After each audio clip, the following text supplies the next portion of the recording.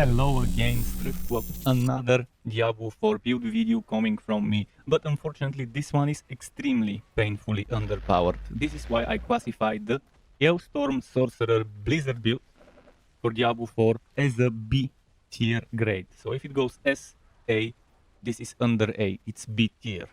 But nevertheless, the build is fun to play up until a certain Nightmare Dungeon tier, and until you get the glacial aspect, you would feel like the damage is just whacking. And I struggled. I got the glacial aspect at level 82 or maybe even 83. Took me a while to get it, but eventually it dropped. And the build started getting a little bit of extra DPS from the icicles, but overall, this build needs a buff, and if it doesn't get a buff, just don't expect much from it. If Blizzard don't buff Blizzard and Sorcerer damage over time, in general, you might not enjoy this build as much, but it's still fun to play. Just don't expect it to go 20, 30, 40 levels higher than your monsters, like some of the other builds can do at level 100. Regardless of that, I hope you enjoyed the build, I hope you liked the video. Buckle up, go up, and let's go. The starting point, as usual, is the skill tree. Ice build, but I am using a fire resource builder. I'm using Firebolt. Why? First, it applies burning, which helps us with damage reduction and damage to burning enemies. Second, that's a good thing that it pierces, but what we do need it for is that there's mana when hitting a burning enemy, unlike mana when hitting chilled or frozen enemies. So bosses cannot be chilled or frozen until you get that shatter, that stagger bar down. So this is much more useful if you're doing a boss fight and you need to keep your mana up a lot. And during bosses is where we have mana problems normally. Because otherwise we get lucky hits and other things proccing thanks to the major AoE areas we have. Next up, we have Frozen Orb, and you could max it out until you get Blizzard. After that, you just need 1 point in Frozen Orb, 1 in Enhanced Frozen Orb, and 1 in Greater Frozen Orb. If you're struggling with mana, you could try Destructive Frozen Orb as well. But I think Greater Frozen Orb is the better option out there to get that vulnerable to keep happening. Now, moving on to the defensive skills, we have 1 point in Flame Shield, Enhanced and Shimmering. 1 point in Teleport, Enhanced and Shimmering. 1 point in Frost Nova, Enhanced and Mystical. Frost Nova. 3 points into Elemental Attunement, a lucky hit chance that this build strongly relies upon. It resets our cooldowns, and using skills with cooldowns give us mana, which gives us more spamminess. And also, by using those skills, we get protection to proc off for extra barriers and keep us alive, as well as the effects of those things themselves. Glass Cannon, 3 points. If you're feeling too squishy, remove those 3 points and put them elsewhere. For example, Frozen Orb. That's just an option, though. Keep that in mind. Then 3 points into Precision Magic. We want that extra lucky hit chance to work with things like those. Next, 1 point into Align the Elements, just enough to unlock 3 points in Protection. Top tier, very important skill to have on mages. Regardless of build, you must have that one. It's the lifeline of mages too. They're already getting one shot all the time, so at least you try to get barriers to not get one shot. Icy Veil. Your barriers have increased duration is good. Snap Freeze is good, so max out those two. Cold Front, I wouldn't max this one out, but again, that's a good thing to do. If you don't want those points, put them here. It's something worth it. In fact, I think on my website I did that. I didn't take this and I put the 3 points here. So on the actual build from the website, this is what you see. Blizzard maxed out. This is what this build is about. I was like, okay, what would happen if I take a build where Blizzard is the main source of damage? In the beta, it worked nicely at level 20-25, but on the higher levels, without the glacial aspect, it's a little tough to get an enjoyment out of it. Enhanced Blizzard and Mage's Blizzard, obviously, we want that Mage's Blizzard. It's better than Wizard's Blizzard, and we're not casting actively core skills, so Wizard's Blizzard makes 0 sense. Maxed out Permafrost, Icy Touch, Frigid Breeze, and Hoarfrost. All good passives for an ice build. Then Deep Freeze with Prime Deep Freeze with Supreme Deep Freeze. You could go Inferno, and that way you save yourself a slot and a point, because if with Inferno you just need 2 points. But this one helps with the survivability as well. So while we don't use it as much for the damage, sometimes it is good DPS. If you feel the need to use Inferno to group up enemies, yeah, 1 point here, 1 point here, then you have 1 spare point, which you could put here for another mana regeneration 10%. For the passive, I strongly recommend using Avalanche with this build. I didn't want to use yet another Shatter build. Yes, you could go and make this yet another Shatter build with Firebow and with Ice Shards as enchantments, but I'm using as enchantments, I'll show you in a moment, I'm using Blizzard and Frozen Orb. Those are my two enchantments. But again, if you want, you could use Shatter, but on bosses, Shatter is useless unless they have ads. So you could use Avalanche, but I decided to use Avalanche permanently all the time, and I think it works pretty nicely with such a setup. And yeah, if you spare 1 point from here and go Inferno, put it here. This 1 point, I don't really need it here, but it was the last remaining point, and that's why I put it there. And this is the two enchantments. So if you decide, fuck it, I'm gonna use Ice Shards as an enchantment, the points we put into Frozen Orb go into Ice Shards. If you decide you want to use Firebow as an enchantment, you could maybe remove Glass Cannon, put Firebow, at least the first 2 points into Firebow. And then use Firebow and Ice Shards if you really want to, but I didn't want this to be yet another build like that, so that's why I did it that way. In terms of the unique item, I have to once again go to my website to show you which unique item I recommend using. In fact, I only recommend using one unique item, so we have more room for legendary aspects in this setup, and that is the only thing I could sacrifice would be the helmet. So using a Harlequin crest, the Shako or Shako would be the one thing I would consider worth it. Here is what it does. It gives us damage reduction. In addition, we gain ranks to all skills. On top of that, there's maximum life, cooldown reduction, crafting material drop rate, and all stats. Pretty solid and amazing thing to have. Another thing you could consider is Andario's Visage, but I would rather take this super rare unique, the Harlequin crest, which means you would have to sacrifice an aspect. A defensive aspect that we could sacrifice, definitely not Frostblitz, and definitely not Snow Guard. So the one thing we could sacrifice is Protector. That barrier that we get when attacking an elite for 10 seconds every 30 seconds. Next up, we need to talk about aspects. Right now, I have all the aspects I recommend for the build, and again, if we get a unique Shako, unique helmet, we want to sacrifice the Protector aspect. But let's go through all of them. First of all, we have one resource aspect, which is Prodigy. Prodigy's aspect is in the Codex, so you could get the minimum roll like me very early and easy. And it will keep your mana up. And obviously you want to get that maxed out 25 mana. I've never gotten a maxed out Prodigy. I've never gotten a Prodigy from a drop, to be honest. So this might take forever, considering gambling for rings mostly yields offensive aspects. But at least you can get the 15 mana version. Then we have Fortune. Fortune aspect is very good. The aspect of Fortune gives you your Wiki hit chances increased while you have a barrier, and you pretty much have a barrier almost all the time with this build, the way it's done. And you really need that Wiki hit chance. Additive Wiki hit chance is very important for this build. Blizzard has a 33% Wiki hit chance as a skill base. Then you have passive 15% from precision magic. Then you have those 20% as well. And you can get another 15% from the wound, so that's 50% just from this. This aspect and from the passive, which means 50% of the 50% of Blizzard, which means 25% Wiki hit chance, excluding any rolls on items for Wiki hit chance you might have on rings and stuff, like gowns and gloves, for example, could have that. Another good aspect for us would be Glacial. Most important offensive aspect, Glacial, I would recommend putting that on the one-handed weapon.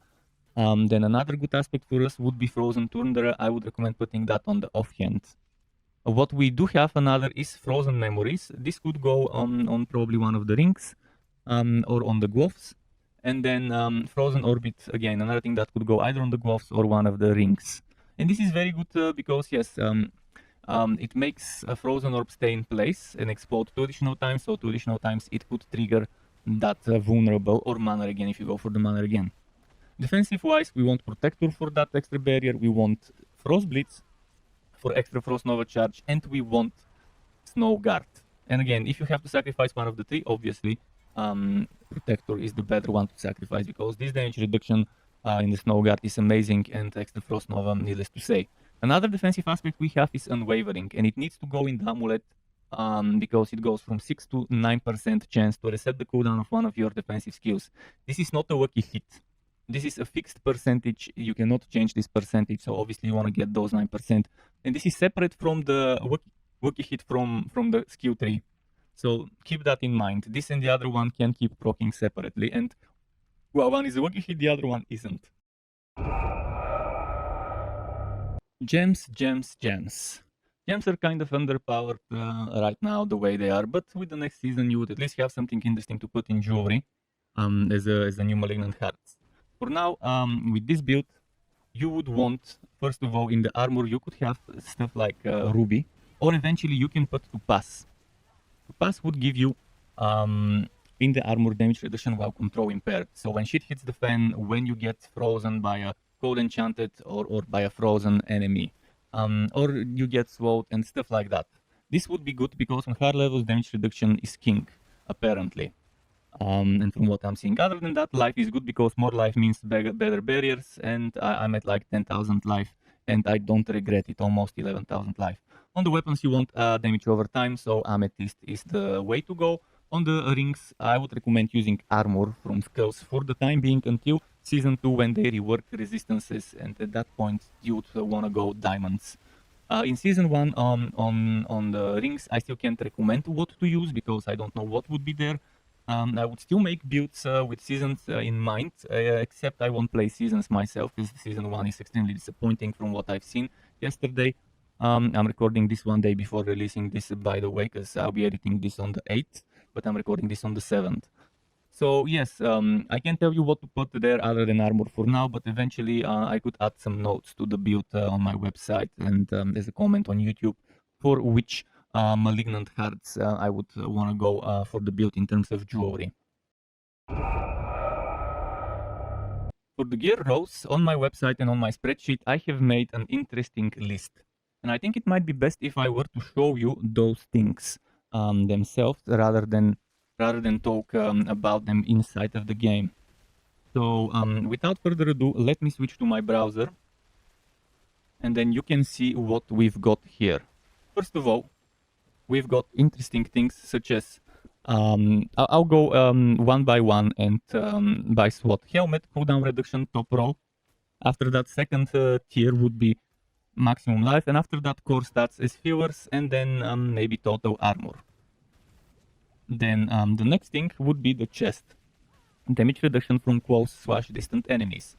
Those, personally, you would need close more than distant because you would have more enemies close to you than distant to you. But if you get both of them, no worries. That's fine. That's nice. Next, you also want maximum life, and then you want maybe X damage without specifying the damage type. And you would need apparently at level 100 to get with five Paragon Boards. You would probably need 4 items to give you core stats. That's what people were telling me. So core stats is fewer and total armor is fewer. And then very low priority if you're super unlucky with the rolls, cold damage, frost kill damage could work well with the build. Gloves, ranks of frozen orb, damage to injured enemies, and attack speed. Frozen orb I've put as a top priority. Damage to injured enemies almost as important, and then attack speed. After that, maybe a wiki hit to restore primary resource, and a wiki hit chance is important for this build. And if you're getting unlucky with those rolls on the gloves, core stats. Ideally, I wouldn't want core stats here, but okay, in the worst case. And then there's also wiki hit chance to restore life. Very, very, very not recommended, but it's better than the other bullshit you could get. Then, in the pants, must have X ranks to Blizzard, ideally 3, and that upgraded becomes 4. Then damage reduction from close/distant enemies, equally important. Then maximum life and damage reduction while injured are your next bets. After that, of course, core stats is viewers and total armor, and regular damage reduction also. Kind of an okay viewer, but again, the other things are much more important. Boots, movement speed, ranks to Frost Nova. Actually, let's put X here. And mana cost reduction would be your top 3 choices. After that, damage reduction while injured is an amazing choice as well, almost as amazing as those 3. And then if you get unlucky, core stats, dodge chance against distant enemies, they work fine. For the amulet, cooldown reduction, X ranks of mastery skills, which means Blizzard in our case, and movement speed, top 3 choices. If you get those 3 and then maybe at maximum life, you are set. If you don't want to waste maximum life on the amulet, well, ranks of a passive skill that you like would be nice, or X% frost damage. There's also things like X% not specified damage, and there's also damage reduction from close or distant enemies, or while injured. And then very, very low priority here would be mana cost reduction.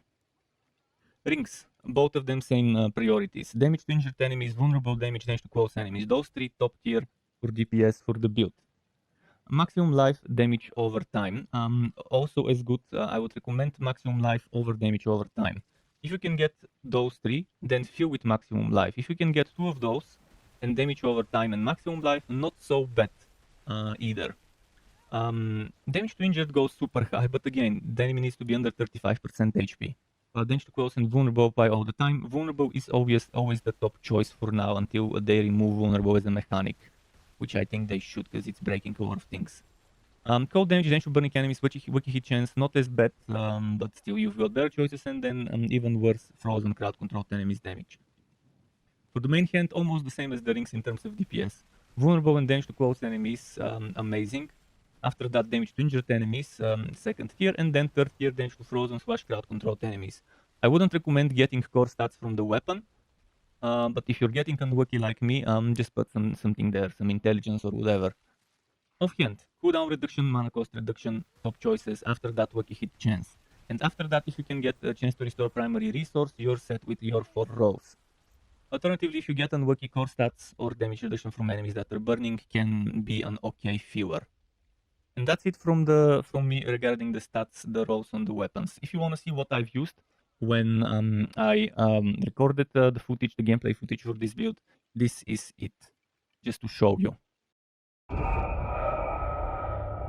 For the Paragon boards, first let's go through some stuff over here, and then I'll switch quickly to the website. First, the Paragon glyphs I suggest using are Adept, Enchanter, Imbiber, Territorial, and Exploit.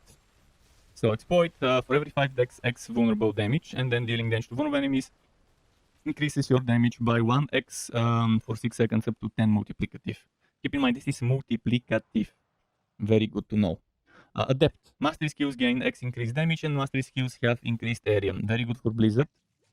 Enchanter. For every 5 intelligence, you deal increased non-physical damage, which is, again, everything Sorcs do is non-physical.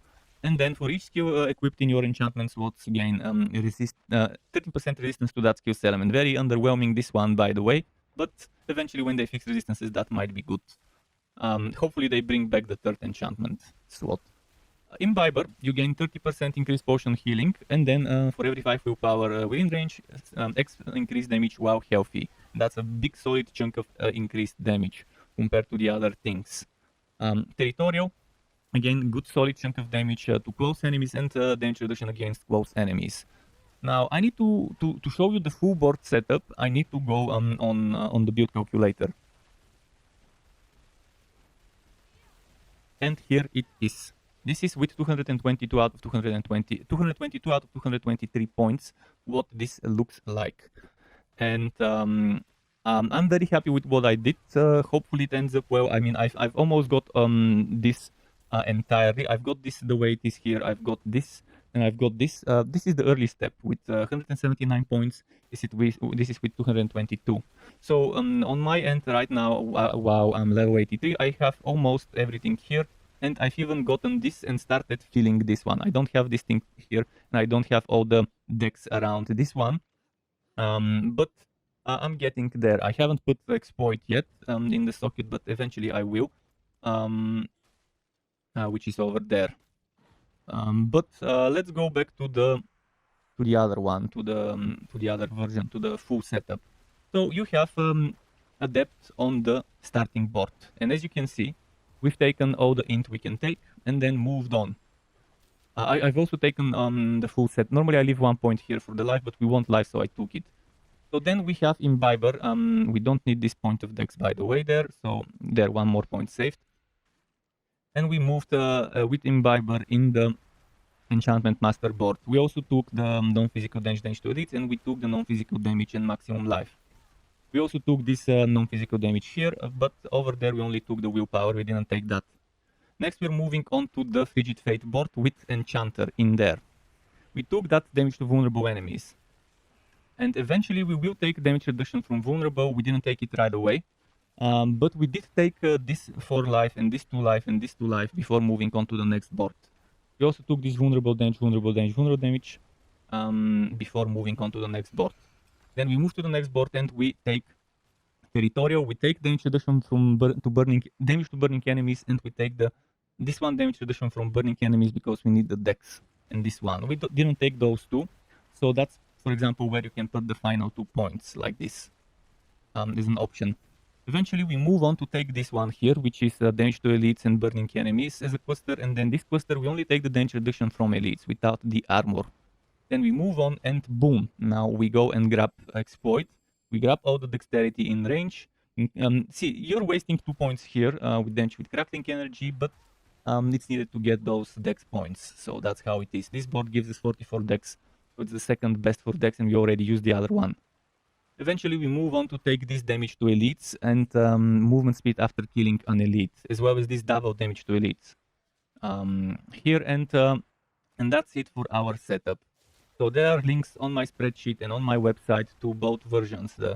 This one with 222 points, again, you could remove that dex point I put over here because it's not needed. Actually, this point here that I put, it's not needed. And that's the other version. The other version, again, you don't need that point here, so you could just easily consider it 178 points. Setup at level 89, I think.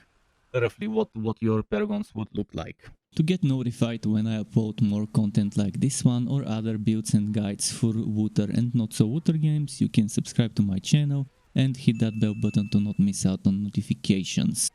As well as keep in mind there's something called memberships on YouTube, which lets you be a paying member for my channel to get access to perks such as emotes and badges made by me, as well as the option to get one-on-one tutoring for the very basics of Adobe Photoshop, Premiere and After Effects. And memberships can be cancelled at any time if you no longer wanna be a member. Thanks for watching all the way until the end, Struck Web. Keep it cool until next time, and goodbye.